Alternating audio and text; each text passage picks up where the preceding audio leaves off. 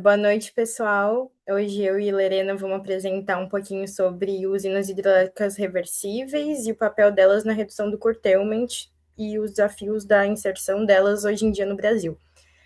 Só apresentando rapidinho, Lerena é engenheira eletricista e trainee no ONS, e eu sou graduanda em engenharia elétrica e sou estagiária no ONS, e a gente trabalha juntas. Então, essa dupla tem um motivo, a gente se vê com frequência e facilitou nosso trabalho em equipe.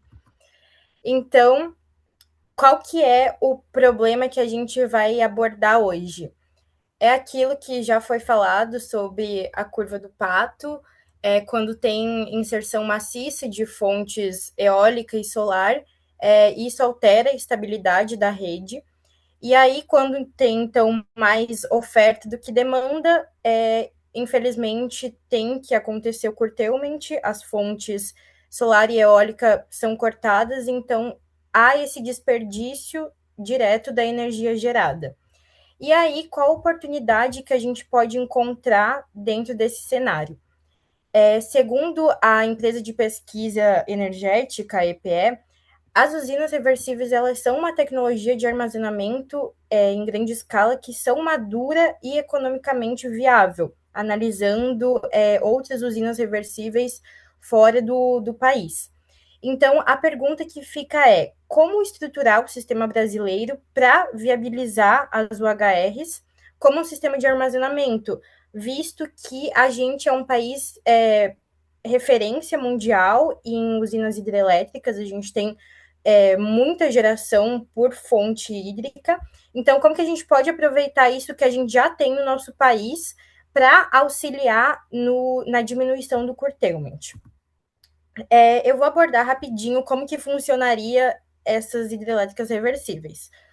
Em momentos de alta demanda, então, quando tem ausência de sol, que é basicamente o pescoço ali da curva do pato, né? O pescoço do pato, a usina hidrelétrica ela se comportaria normalmente turbinando água, né? Então, gerando energia. Mas aí, no período ali da curva onde tem a barriga do pato, que é a carga tá baixa, a geração tá alta, tem sol, tem vento, então está gerando mais do que tem de consumo, essa usina hidrelétrica ela se comportaria também como uma carga. Então, ela estaria consumindo energia porque a hidrelétrica estaria funcionando como uma bomba. Então, a água passaria do reservatório inferior para o reservatório superior. Então, para ela subir, a gente precisa do bombeamento da água. Então, ela se comportaria como uma carga para o sistema. E aí a gente pode pensar, beleza, a gente já tem algumas não, a gente já tem baterias, né? Mas por que a usina hidrelétrica é reversível? Eu acho que, assim, as baterias e as UHRs, elas vão ser armazenamentos complementares. Porque enquanto as baterias têm uma resposta mais rápida, têm uma implementação mais curta, tem requisitos de curta duração, por exemplo, baterias, elas ficam na rede auxiliando a rede normalmente por 4 horas, as UHRs elas já apresentam uma vida útil mais longa, elas conseguem armazenar mais energia por maior tempo, então tem potência e armazenamento de maior duração, e também conseguem fazer a integração com os reservatórios e serviços sistêmicos para auxiliar a rede. Aí, Lerena vai continuar a apresentação para a gente ver um pouquinho de quais as barreiras que a gente encontra atualmente no Brasil. Por que, mesmo com tantas hidrelétricas no Brasil, a gente ainda não possui hidrelétricas reversíveis? Boa noite, gente. Tudo bom? Então, assim, pegando o gancho da Vicky, eu vou abordar exatamente esse aspecto. A gente já entendeu que elas podem ser complementares a baterias e as usinas. A gente já entendeu que ela funcionaria muito bem e a gente tem um potencial hídrico muito grande aqui, porém, porque a gente ainda não conseguiu implementar, né? A primeira barreira que a gente enfrenta são os altos investimentos para a implementação dessas usinas. Elas já são empreendimentos altamente complexos, mas elas requerem uma customização ainda maior. Pensem que a gente precisa de uma localidade geográfica onde já haja esse desnível natural entre os reservatórios. Além disso, elas possuem um prazo de implementação um pouco mais alto do que parques eólicos, a depender da sua potência, e fotovoltaicos, e até mesmo do que as baterias. Então, as obras com essas usinas duram cerca de 5 anos, às vezes um pouco mais. E para os investidores, nem sempre isso é visto como uma forma viável. Um outro ponto é que a gente tem a falha na valoração dessas usinas. Hoje, o nosso mercado de energia ele não remunera de forma adequada os serviços ancilares que essas usinas prestam à estabilidade da rede. Hoje, a gente remunera a energia entregue. Então, pensem que, se a gente não consegue remunerar direito, os investidores não conseguem justificar o aporte de investimento nesse tipo de instalação e gera mais uma barreira para esse sistema. E um outro problema que a gente encontra é no nosso mercado regulatório, né? Hoje, as usinas, a gente tem um bloqueio regulatório que não permite que a gente comercialize muito bem a parte de geração, não permite que a gente explore comercialmente. Então, pensem que como essas usinas reversíveis, elas transitam entre geração e transmissão, a legislação atual ela já cria uma barreira para sua exploração comercial. Pode passar, Vicky. Porém, a gente apresenta o problema, mas a gente também pensa sobre possíveis soluções em cima desse problema. Então, assim, a gente vê que uma das possibilidades, e analisando estudos e essa implementação de usinas em outros países, por exemplo, é a criação de leilões específicos de capacidade de armazenamento. Isso vai atrair investidores privados e vai reduzir os riscos, porque eles vão ter uma noção de como serão remunerados. O outro é a regulamentação desses serviços ancilares. Então, suporte de tensão, reserva rápida de potência, vamos remunerar devidamente, já que essas usinas elas não funcionam apenas na geração diretamente. E, além disso, também adaptar regulamentações ambientais e o processo de outorga da água. A gente permite o uso de circuitos fechados, ou seja, reservatórios artificiais, o uso da água em reservatórios artificiais, para que evite conflitos jurídicos com outras áreas que também fazem a utilização da água. Pode passar, Vicky. E quando a gente fala de remuneração, também é bom a gente ter duas metodologias, né, dois conceitos em mente, né? A arbitragem, que é a gente contar com diferentes preços de energia ao longo do dia. Então, a gente pode pensar que essas usinas vão estar comprando energia para o processo de bombeamento quando a energia está mais barata e vendendo a energia, né, sua energia potencial no processo de turbinamento quando a energia está mais cara. Só que isso é contar com um mercado um pouco instável. Eu posso ter um grande lucro hoje e não ter um grande lucro amanhã. Então, por isso, um modelo de disponibilidade, onde essas usinas são remuneradas não apenas no momento que elas estão gerando, mas no momento também que elas estão prontas e aptas para entrar no sistema caso haja uma necessidade, se mostra um sistema mais viável para a atração de investidores, para a atração de mercado para esse tipo de implementação. A Light, inclusive, fez uma pesquisa, mais ou menos, onde ela diz que essas usinas elas gastam 1,3 kWh, se eu não me engano, no processo de bombeamento e elas injetam na rede 1 kW ou é 1 MW, agora eu não lembro especificamente esse número. Mas veja que elas consomem até mais em alguns momentos, o que seria bom para evitar o processo de curtailment. Pode passar. E com isso, a gente pode concluir duas coisas principais, né? Estudos internacionais e sistemas de outros países, como China, Portugal. Portugal fez um aproveitamento muito grande da sua geografia, né, de ser extremamente montanhosa, para criar leis específicas e um mercado regulatório específico para a implementação dessas usinas. Já a China, ela já vem liderando na implementação dessas UHRs, ela tem cerca de 22 gigawatts instalados e pretende ampliar. Então, a gente consegue perceber que em sistemas em outros países, eles conseguiram associar muito bem um mercado regulatório para a implementação dessas usinas, de forma a torná-las um marco importante na transição energética. Então, se a gente conseguir seguir esse exemplo, a gente consegue fazer essa implementação no Brasil e aproveitar o potencial que a gente tem aqui dentro também. Mas é inevitável a gente entender que a gente não consegue fazer isso sem uma modernização do nosso sistema regulatório. A gente precisa prever de forma concreta como a gente pode remunerar essas usinas, como a gente pode remunerar esses investimentos para que eles se tornem atrativos no mercado. Porque um fato é, a gente não pretende diminuir a implementação de parques eólicos, fotovoltaicos. A gente quer que a transição energética aconteça cada vez mais. Porém, a gente precisa estar preparado para evitar situações como o curtailment. E isso exige uma flexibilidade muito grande da rede. né? Com isso, a gente fecha a apresentação com uma conclusão. O armazenamento de energia por água, ele constitui um pilar de sustentação indispensável para a condução da transição energética. Aqui a gente tem nosso contato do LinkedIn. Quem quiser entrar em contato com a gente para conversar um pouquinho sobre esses temas, para entender um pouquinho a nossa visão também, pode entrar em contato, a gente está aberta. Eu espero que a gente tenha conseguido cumprir o tempo, Luiz. Acho que sim, né? Deu bom demais. Vocês trabalham com isso? Não, Não, não especificamente. Ainda não. ainda não, é isso. A Queremos. gente Daqui a precisa que elas sim, sejam implementadas. Que legal, que legal. Alguém tem alguma pergunta, alguma interação? Senão eu faço um pouco daqui também. Bom, já vou então, enquanto o pessoal não fala, Henrique. Ó, o Henrique é Henrique nosso levantou a mão. comentador oficial. Oi, gente, eu queria saber assim de vocês. Vocês citaram casos de outros países que já fazem o uso dessas usinas. E ligeiramente vocês comentaram isso. O que vocês acham que dá para utilizar dos. Não sei também dizer se eles já são regulados nesses outros países, mas se são, o que dá para utilizar de lá para cá? Porque aqui no Brasil a gente faz muito isso, adaptar regulações internacionais para cá, né? Eu posso responder e a Vicky me complementa. Então, Henrique, a gente tem projetos práticos já em funcionamento, tanto em Portugal quanto na China.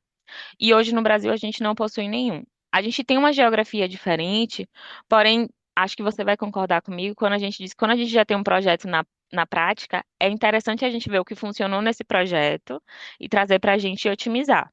A gente está falando de Portugal, por exemplo, regiões extremamente montanhosas, muito morros. A gente pode pegar esse exemplo e verificar projetos que sejam similares em partes do nosso país com a nossa geografia para verificar quanto foi de investimento, como eles estão remunerando isso, qual a regulação que eles fizeram. Portugal já tem um mercado liberalizado, inclusive. Então, quais foram os incentivos que eles deram exatamente para que tanto empresas privadas quanto a própria parte do Estado conseguisse intervir nesse tipo de mercado? Eu acho que isso é interessante para a gente, sabe? Porque a gente já tem algo no mundo em prática, a gente não vai estar tirando do zero. Não sei se a Legal. sim, eu Vicky quiser me concordo. complementar. Não, eu ia falar que eu acredito que o modelo de mercado lá fora, em outros países, eles auxiliam ainda mais, sabe? O nosso modelo de mercado ele ainda é um pouco Um rígido, pouco então eu fragilizado, um pouco acredito novo, sabe? isso, isso. Eu acho que isso impacta bastante, assim. É algo que eu até vou começar a estudar exatamente sobre esse tema, verificar a regulação, porque, inclusive, dentro do ONS a gente tem os procedimentos de rede, né? Então, a gente olha muito para isso, a gente não pode colocar qualquer coisa na rede sem estar seguindo os procedimentos. Então, fazer esse link entre os países de fora e o Brasil é importante, mas aqui dentro tem coisas muito específicas, sabe? Então, a gente sempre tem que olhar com muita cautela para conseguir, assim, sempre pensar na segurança da nossa rede. É principalmente para isso que a gente olha. E Portugal, a gente pensa também muito sobre a estrutura, né? Eles pensaram na implementação das usinas hidrelétricas reversíveis para já ter o aproveitamento hídrico, né? Porque eles já estão pensando nessa possibilidade, nesse esgotamento. Então, eu acho que a gente tentar o quanto antes também implementar vai ser positivo para a gente. A gente sabe que a gente tem uma matriz energética bem variada e que a gente é um país bem rico, mas a exploração desse tipo de ativo, ele também gera um esgotamento, sabe? A Maria Clara tá com a mão levantada. Ah, deu uma travada aqui. Mas acho que dentro do mesmo tema, não sei se vocês têm contato também com aquele mecanismo de compensação para usinas hidrelétricas, né? O MRE, que já é uma dinâmica de compensação do risco associado ao recurso hídrico aqui para geração, né? E que a minha pergunta é se existe alguma maneira de ter um reaproveitamento regulatório desse tipo de mecanismo que é utilizado para dar uma garantia física, né, para quem tem a geração por recursos hídricos, também para manutenção do sistema para usinas reversíveis, né? Será que seria alguma coisa aproveitável aí para a gente ter essa segurança regulatória e também de investimentos, partindo ali que o recurso é o mesmo, sofrendo o mesmo risco, digamos assim? Eu não sei se eu entendi bem a sua pergunta, Maria. Entre as usinas convencionais e as usinas reversíveis, você fala? Na operação de usinas hidrelétricas é como uma poupança, né, que é para não comprometer o recurso hídrico. As usinas elas entram numa garantia física para defluências, né, para Uhum. que o preço associado à geração hidrelétrica não ponha em risco também a própria reserva, né? Uhum. E a minha pergunta é se vocês têm contato ou alguma visão que enxergue essa dinâmica do mecanismo de realocação de energia, se talvez poderia ser utilizado como um mecanismo regulatório também para regular as usinas reversíveis. Eu não conheço esse sistema, particularmente, mas eu acho que uma boa forma da gente garantir a remuneração e o aporte de reserva, a Vicky também pode falar depois de mim se ela quiser, é essa forma de remuneração por disponibilidade. Eu acho que ela é mais previsível, eu acho que ela garante ao investidor a noção de, entre muitas aspas, tá? Eu sei o quanto eu investi e eu sei, em média, qual vai ser o meu lucro em cima desse investimento. Então, se a gente faz a remuneração por arbitragem, por exemplo, como eu disse, pode ter um dia que eu tenha um lucro muito bom e pode ter um dia que eu não tenha.